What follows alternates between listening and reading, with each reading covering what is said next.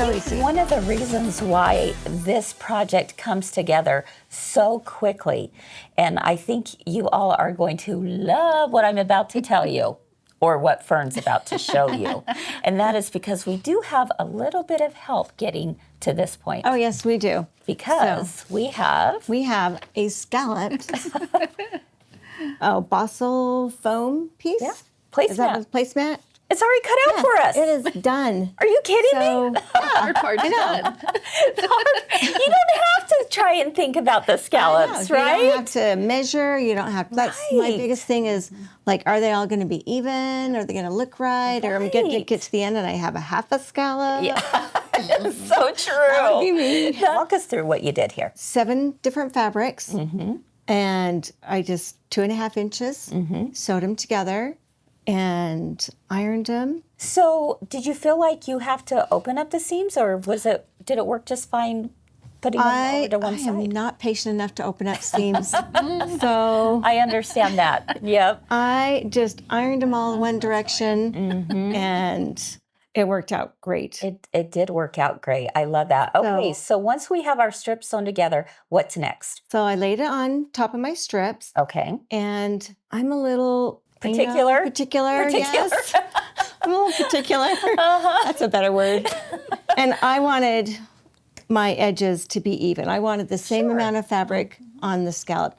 And was there a trick to knowing how to do that? You can just fill it. Yeah. So honestly, I just put my finger there and I could see. I'm going to take these away from underneath so that you can show that. Okay. Okay. So as I just tucked my finger on the edge, I could see that's pretty even. Yeah. I so felt you good kind of about eyeballed that. it, right? Yep. Eyeballed it. You could get out a ruler if you wanted, but eyeballing it seems to have worked pretty well. Right. And you can do it off of either side. I did it off the top because I had this on my iron, got it where I wanted, ironed it. I didn't have to worry about it shifting as I moved it. Okay, this might be a dumb question, but do we have to worry about, because it's fusible on the back side, do we need to worry about Absolutely. the iron? Okay.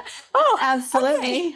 All right. In the instructions, it does say to put a Teflon sheet down. Okay. And then it will just peel off the Teflon sheet. Yes. So yes, absolutely. Okay.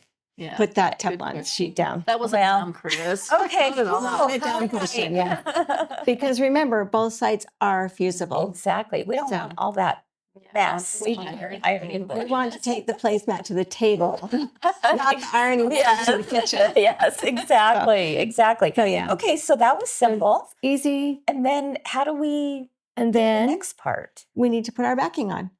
Really? So already we're to the backing part. Oh my goodness. So our backing is our 2 pieces of fabric, Okay. a quick seam to finish it off, So you hemmed one edge. one edge, Okay. and then the side that you want, this is a fun little fact, the side that you want on the outside of your placemat, you put that down first. Yes. Because when you flip it, it's going to be on the outside. Uh-huh.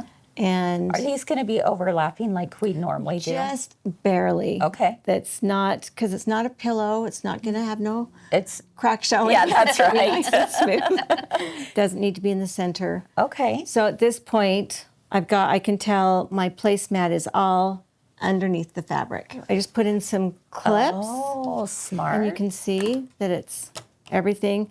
I think it's important to clip where it goes over the top of each other so that doesn't fold under and get messed up. Leading up to all this get point, nervous. it looks pretty straightforward, right? But you're not sewing from this side. Oh. Okay. Okay. You're sewing from this side so you the can scallop. follow That edge. helps. very Okay, so we are sewing from the basel, from the Right. foam. Yep. Okay. Just be consistent, but you're Okay, just but going to we're go sewing around Off on onto the fabric. Okay. So don't sew the foam. Okay. Sew the Okay. fabric, because when you turn it, you want that little bit. I mean, this is 1/8 of an inch thick.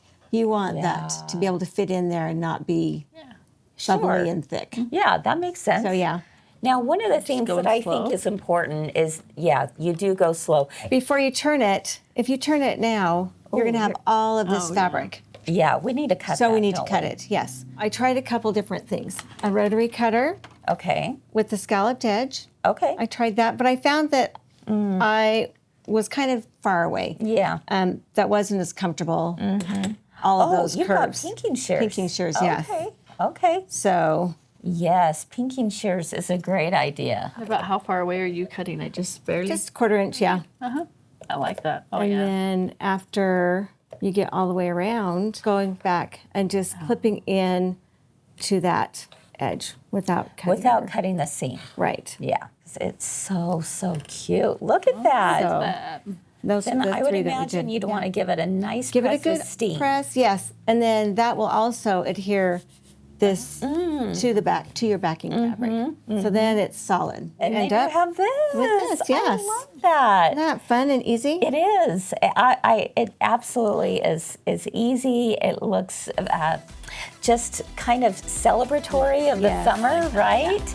Oh my goodness, that is so cute. Thank you. So